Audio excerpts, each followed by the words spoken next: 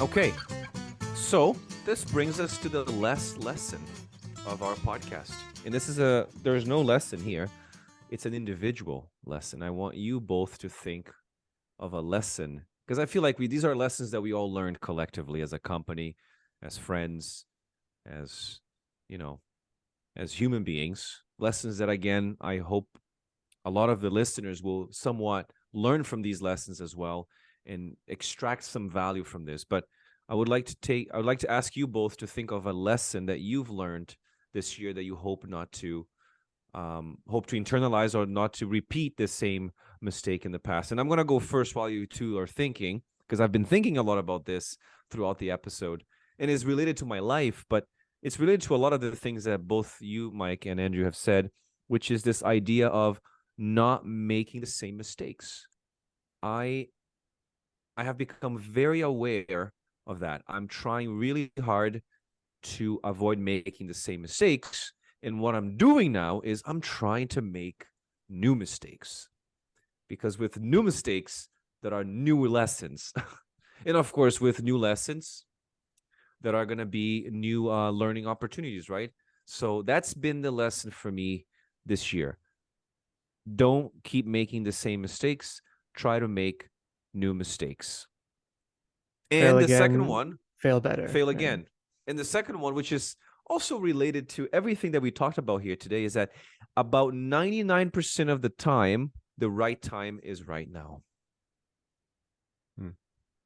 And that is something that I've been telling myself a lot lately. 99% of the time, the right time is right now. But we always say, oh, tomorrow, oh, next week, oh, next year. No, the right time is right now. And this is actually prompted by George Pickering, remember? George Pickering, yes. George Pickering talked about that too. Tomorrow is not a day of the week. Tomorrow is not a day of the week, yes. It's right now. If you want to start stretching, start now. Do one stretch. Again, consistency before intensity.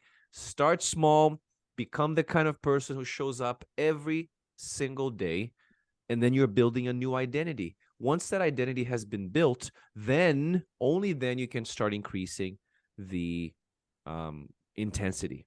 So those are the two lessons for me.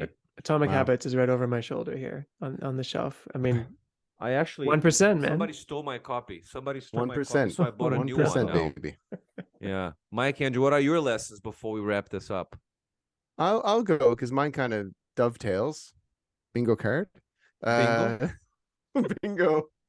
Inside joke. From yours actually. No, and I'm gonna get metaphysical here, but I mean it. Oh yeah. So I've been just reading some indigenous stories, and one of the kind of lessons that you can kind of take from these stories is that it's quite important to trust the universe and to listen to the universe. And what I mean by that is, and I think what the teachings try to tell us is that there's this kind of obsession with us and us being on our own little islands. But the truth is, if you kind of put yourself in those positions, Leo, that you were describing, and then the universe will naturally gravitate towards you, right? So perhaps you're a teacher out there right now and you're thinking, wow, I've always kind of wanted to create my own course, but I don't know how to, or I don't really know who I would talk to about that. And all of a sudden you're now listening to this podcast. That's the universe telling you that there are others out there who can help you. And I think as we kind of create these little assets, it's nice for us to kind of pause and to look for opportunities where we can find individuals that are going to help us along the way. Because I think we really do kind of focus a lot on what we need to do and what all the responsibility that falls on us.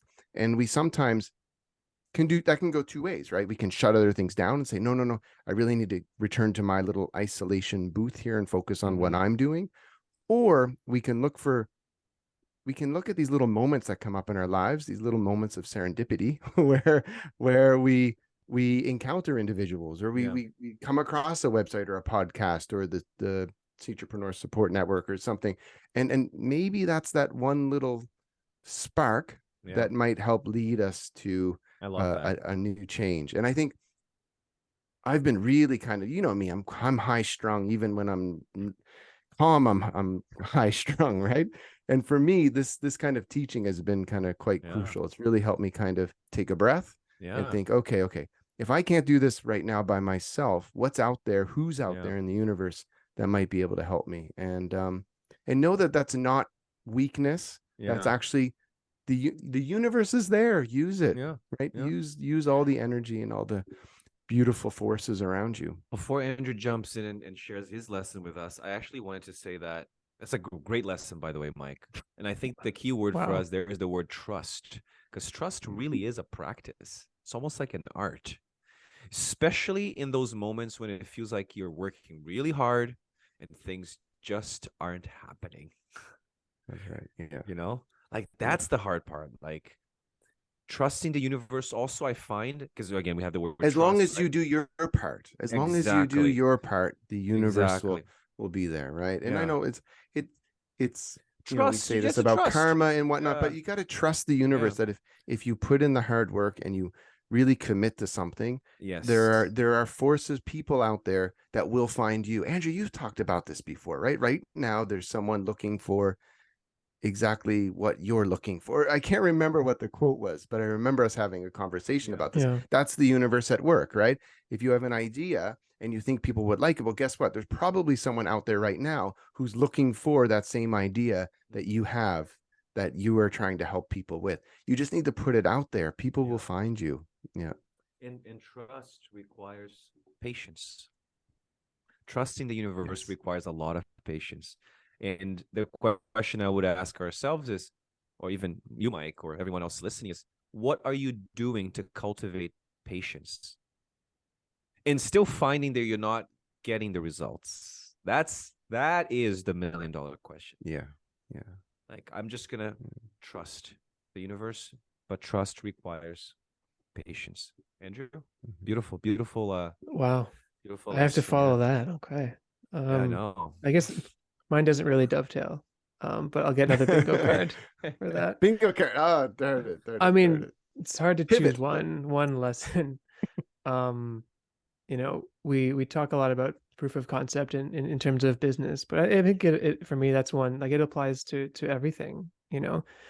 It just means proving to yourself that you're capable and you are able to do something. So for me, like I've never been quote unquote like an exercise person, a gym person. I've never been to a gym in my life, you know. But during COVID, like like everyone, I was home all the time and like I gotta exert some energy or something. So this year, like I started doing an exercise routine and it's really hard.